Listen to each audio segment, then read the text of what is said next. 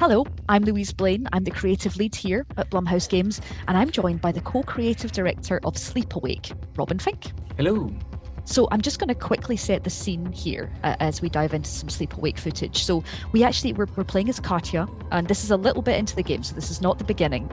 And we're questing across the last known city on Earth, which is known as the Crush, where we're delivering an anti-sleep infusion. And the reason we're doing that is because falling asleep in the world of Sleep Awake means pretty much certain doom. So Katya's trying to stay awake. She's trying to deliver her anti-sleep infusion, and it doesn't go well, Robin, if people fall asleep.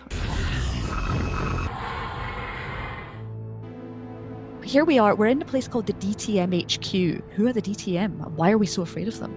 Right. These are the agents of the Delta Transport Ministry. We call them the DTM, and they are seeking to subjugate the remaining populace of the Crush. The DTM are a roving enemy, and they're violent.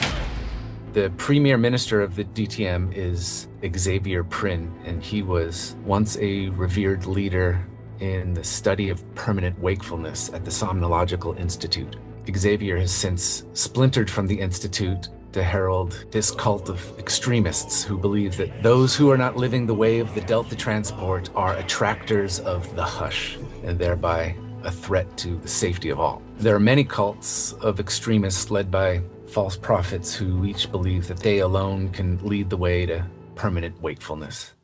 How have they decided to stay awake? Let's talk about their design. They wear a cinched hood and mouthpiece leading to a shouldered tank of hydreliox. This is a compound that produces a known effect of hydrogen narcosis, causing controlled symptoms of hallucinations, disorientation, and confusion. And the DTM rely on this to provide an experience of continued wakefulness. Well, that's helpful. Good. Yeah. We saw a lot of stealth gameplay there. We're at their mercy, right? There's no way that we can't take them on.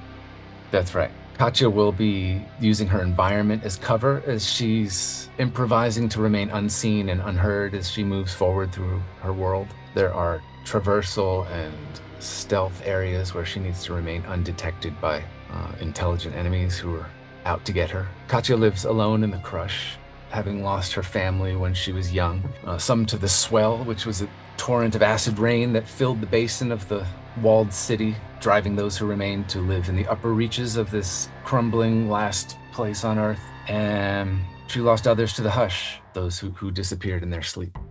Katya has come up a self-reliant escapist. She's resourceful like her father, and she's recklessly curious.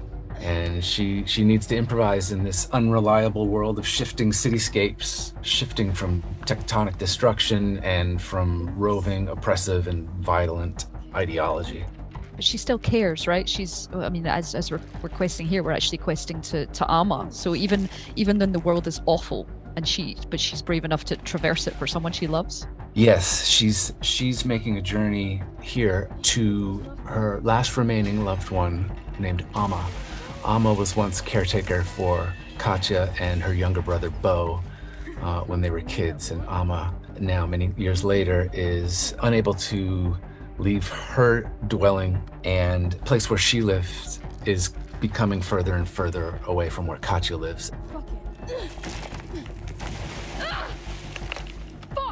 Katya makes this journey to deliver an anti-sleep infusion that she regularly brews, and makes the journey to deliver to Amma to help her remain awake and alive.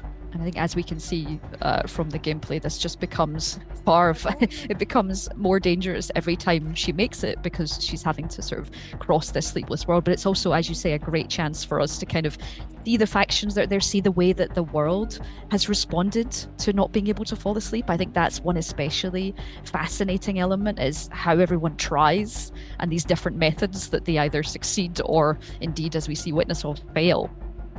That's right. There are different cult factions who are all in disagreement with one another about who is a harbinger of the hush to the city and putting everyone in danger. There is a cult called the Pain Eaters who believe that their principle to remain awake is self-inflicted pain. They wear these clamps and they're a violent group driven to madness and wakefulness through pain, excruciating devotion. I am truly awake.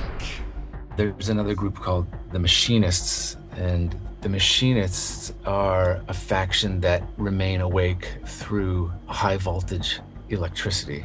And they believe that the only way that they will truly remain awake is through this dangerous means of high voltage, which they refer to as ohm printing.